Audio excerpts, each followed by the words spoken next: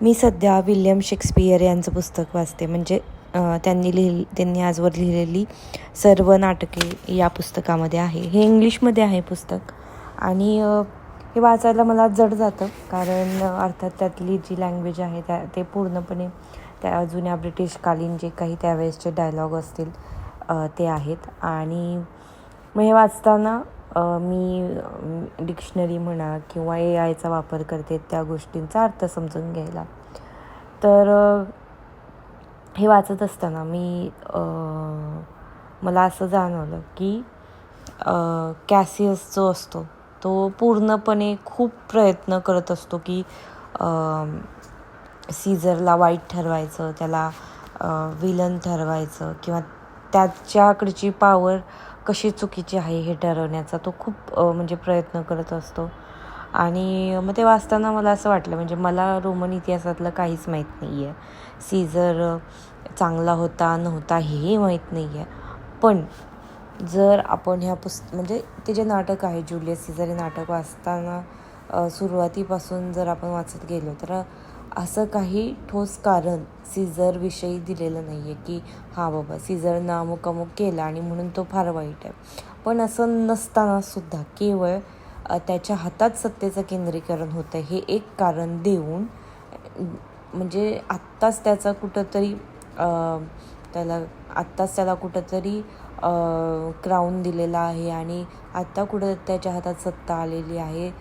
त्याआधीच कॅसियस हा त्याला विलन ठरवायचा प्रयत्न करतो. आणि मग माझ्या मनात विचार आला की खरंच असे कितीतरी, म्हणजे समाजात असतील किंवा राजकीय ह्याच्यात असतील, स्फिअरमध्ये असतील किंवा आपल्या आजूबाजूला पर्सनल लाईफमध्ये असतील, आपल्या ओळखीपाळखीत असतील, असं कितीदा होतं की काही लोक ही विलन ठरवली जातात किंवा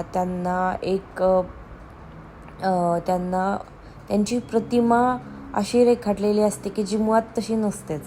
आणि ह्याचं उत्तम उदाहरण मला सीझर आहे असं वाटलं, कारण कॅसियस त्याच्या पूर्ण क्षमतेनं हे ब्रुटसला म्हणा इतरांना पटवून द्यायचा प्रयत्न करत असतो की नाही, तुम्हाला दिसत नाही आहे का की सगळे नॅचरल फोर्सेस आपल्याला इंडिकेशन्स देत आहेत की सीझर हा माणूस वाईट आहे किंवा हे जे घडतं आहे ते वाईट आहे आणि याच्या हातात सत्ता पूर्णपणे गेली नाही पाहिजे, असा रोम नाही आहे, हे रोमन माणसांनी हे सहन नाही केलं पाहिजे वगैरे वगैरे असं तो खूप सांगतो. आणि त्याच्या डायलॉगमध्ये, म्हणजे जेव्हा एक डायलॉग आहे त्याचा ज्यात तो म्हणतो की मी या पृथ्वीतले म्हणजे पृथ्वी तलावावरचे सगळं वाईट चांगलं सगळं बघितलेलं आहे आणि मी खूप म्हणजे वाईट काळातही कणखर होऊन त्या गोष्टींना सामोरं गेलो आहे असं वगैरे तो सांगत असतो. तो म्हणतो की those that have non the earth so full of faults. For my part, I have walked about the street, submitting me unto the perilous nights, and thus embraced Casca, as you see, have bared my bosom to thunderstone. And when the cross blue lightning seemed open, I did present myself even in the aim and very flash of it. थोडक्यात त्याचं म्हणणं आहे की मी खूप वाईट काळाला काही झालं तरी मी आपला लढलो बाबा, आणि असं तो सगळं सांगत असतो. पण मुळात त्याचा प्रयत्न हाच आहे की तो सगळ्यांच्या मनात सीझरविषयी फक्त आणि फक्त विष कालवत असतो.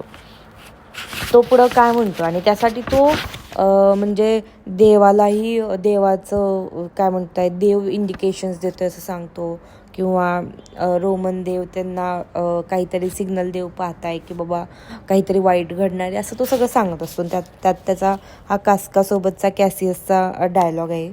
तर कॅसियस म्हणतो की you are dull Casca and these sparks of life that should be in Roman you do want or else you use not. तर म्हणजे त्याचं असं म्हणणं आहे की हे आपलं रोमन रक्त नाही वगैरे या प्रकारे तो कॅसियस म्हणत असतो. आणि तर तो त्याला म्हणतो की to see this strange impatience of heavens But if you would consider the true cause, why all these fires, why all these gliding ghosts, why birds and beasts from quality and kind, why old men, fools, and children calculate, why all these things change from their ordinance, their natures, and preform faculties to monstrous quality, why you shall find that heaven infused them with these spirits. तर थोडक्यात त्याला असं हे सगळं म्हणायचं आहे. म्हणजे तो उदाहरणं देतो आहे की आपल्याला हेवनवरून संकेत येत आहेत, बघ बघ लहान मुलांना कळतं आहे, म्हाताऱ्या लोकांना कळतं आहे, मंद लोकांनासुद्धा कळतं आहे की काय चाललं आहे हे असंच त्याचं असं तो त्या डायलॉगमध्ये म्हणतो आहे. तो म्हणतो आहे की that thunders lightens opens graves and roads.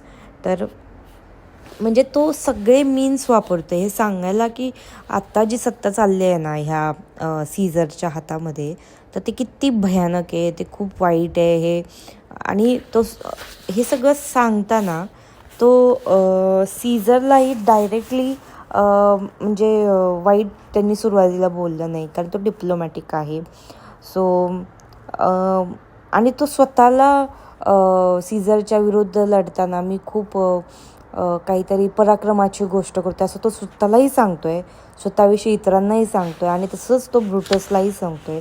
म्हणजे ब्रुटस हा एक चांगला माणूस असं पहिल्यापासून दाखवलं येतात की ब्रुटस हा एक नोबल माणूस असतो, तो चांगला असतो, त्याला रोमनचं हितच बघायचं असतं, आणि तरीही तो सीझरला मारण्याच्या त्यांच्या कटामध्ये सहभागी होतो. पण या सगळ्यात महत्त्वाचं आहे म्हणजे की ही जी इमेज आहे सीझरची, म्हणजे सीझर हा नुकताच लढून आलेला आहे आणि नुकताच त्याला क्राऊन दिलेला आहे, अजून असं काही मोठं असं काही घडतही नाही आहे किंवा अशी नोंदही नाही आहे की त्यानं काहीतरी लोकांना हिंसा केली, त्यांना मारलं किंवा काय. तरीसुद्धा केवळ आणि केवळ पॉवर एका माणसाच्या हातात जाती आहे आणि म्हणून तो कसा वाईट आहे ह्याचं एक चित्रण हे कॅसियस म्हणा, कास्का म्हणा, हे सगळी लोक करतात. याचा अर्थ काय की एखाद्या व्यक्तीची प्रतिमा जेव्हा ठरवून तशी रेखाटली जाते आणि लोक त्याच्यावर विश्वासही ठेवतात, तेव्हा सत्यापेक्षाही त्यांच्या त्या रंजक गोष्टीला महत्त्व जास्त येतं.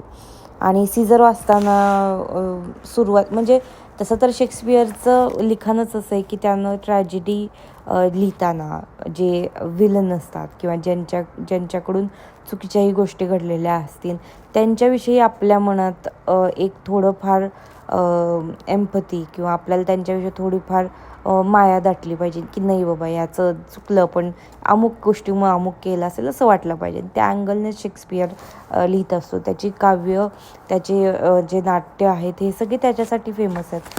पण आणि म्हणून कदाचित आपल्याला सीझरबद्दल ती जी भावनिकता वाटत असेल ती वाटत असेल. कदाचित सीझर त्या काळी असेलही वाईट, माहीत नाही, मी इतिहासातला वाचला नाही.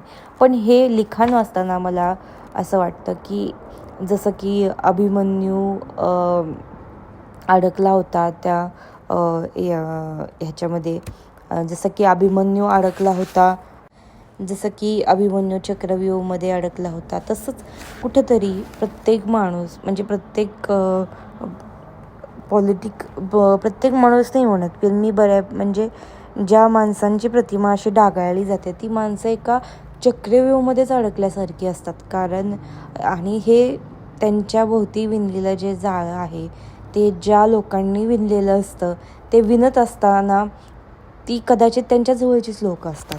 जसं की ब्रुटसही सीझरला मारण्यामध्ये सामील होतो. तर मुळात हे जितकं हा प्ले सीझर वाचताना कुठंतरी भावनिक लेवलवर असं वाटतं की माणसं ही एकमेकांविषयी मनामध्ये खूप जास्त ईर्ष्या म्हणता येईल किंवा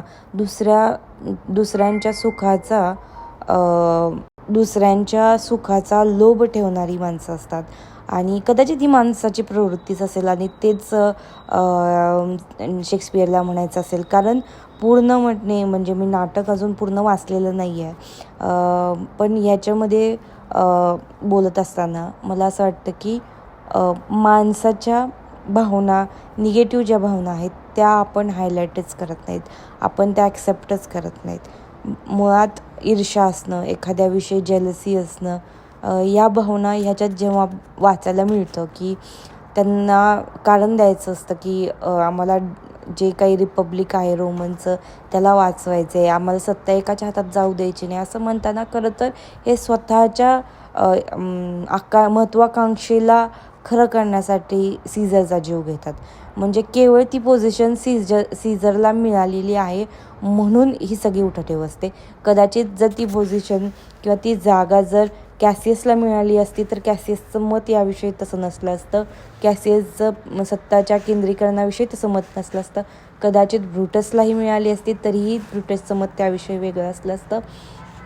तर नोबिलिटी आणि किंवा चांगुलपणा आणि वाईटपणा ह्या दोन्ही गोष्टी ह्या सापेक्ष असतात की काय असं वाटतं. माणसांनुसार त्या बदलत असतात. कदाचित जर एखादी गोष्ट दुसऱ्यांना मिळाली तर ती वाईट म्हणजे जसं की ओके, सो ह्या गोष्टी सापेक्ष असतात असं मला वाटतं. बाकी याच्यामध्ये असलेलं कोट खूप छान आहे. यात